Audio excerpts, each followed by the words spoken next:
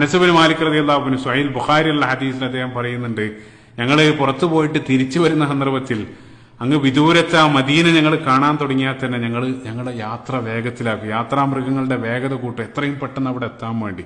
ആ രൂപത്തിലുള്ള ഒരു പരിവർത്തനം അത്രയേറെ പിന്നീട് ആ ഒരു പ്രദേശത്തെ അവർ നെഞ്ചിലേറ്റി എന്നുള്ള സുബ്ഹാനല്ലാഹ്. അത് എക്കാലഘട്ടത്തും ആ ഒരു മദീനയോടുള്ള ആ ഒരു സ്നേഹം അത് മുസ്ലിങ്ങളുടെ മനസ്സിൽ കാണാൻ സാധിക്കും. അതായത് മദീനയിൽ അവിടെ ലഭിക്കുന്ന ആ ഒരു സുക്കൂൻ, ആ ഒരു സമാധാനം ഒരു പ്രത്യേക രൂപത്തിലുള്ള ഒരു അന്തരീക്ഷമാണ്. അത് ഈ ഒരു സന്ദർഭത്തിലും മദീനയിൽ പോയാൽ നമുക്ക് അനുഭവപ്പെടും എന്നുള്ളതാണ്. മക്കയിൽ പോയ രൂപത്തിലാണ്. മക്ക തീർച്ചയായിട്ടും ശ്രേഷ്ഠതയാണ്, പക്ഷേ മദീനയോട് വല്ലാത്ത ഒരു പ്രത്യേക രൂപത്തിലുള്ള ഒരു അനുഭവമായിരിക്കും ഏതൊരാൾക്കും മദീനയിൽ പോയാൽ. പറയുന്ന സന്ദർഭത്തിൽ ഓർക്കുന്ന എൻ്റെ ഒരു സുഹൃത്ത്, അദ്ദേഹം സൗദിയുടെ വ്യത്യസ്ത ഭാഗത്തായിട്ട് 10-40 വർഷത്തോളം സൗദിയിൽ അദ്ദേഹം ജോലി ചെയ്തിട്ടുണ്ട്. അദ്ദേഹം മക്കയിലും മദീനയിലും വ്യത്യസ്ത ഭാഗത്ത് അദ്ദേഹം ജോലി ചെയ്തിട്ടുണ്ട്.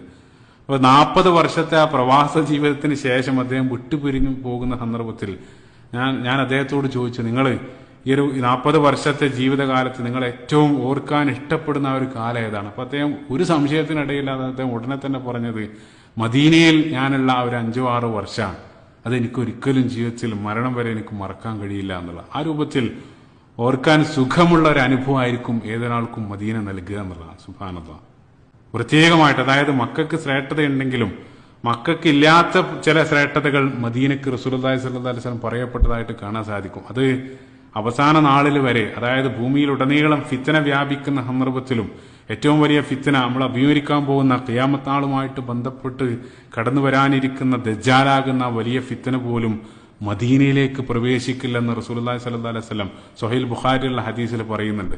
മദീനയുടെ 7 കവാടങ്ങളിലും 2 വീതം മലക്കുകളാൽ മദീന സംരക്ഷിക്കപ്പെടും. ദജ്ജാലിന് മദീനയിലേക്ക് പ്രവേശിക്കാൻ സാധിക്കില്ല. അതേപോലെ തന്നെ റസൂലുള്ളാഹി സ്വല്ലല്ലാഹു അലൈഹി വസല്ലം മറ്റൊരു ഹദീസിലും പറഞ്ഞു, മദീനയിൽ മരണപ്പെടുന്ന ആളുകൾക്ക് റസൂലുള്ളാഹിന്റെ പ്രത്യേക ശുപാർശ ലഭിക്കും എന്നുള്ള. സുബ്ഹാനല്ലാഹ്. അതിനുള്ള സൗഭാഗ്യം അല്ലാഹു സുബ്ഹാനഹു വ തആല നമുക്ക് ഏവർക്കും നൽകുമാറാകട്ടെ. അല്ലാഹുമ്മ ആമീൻ.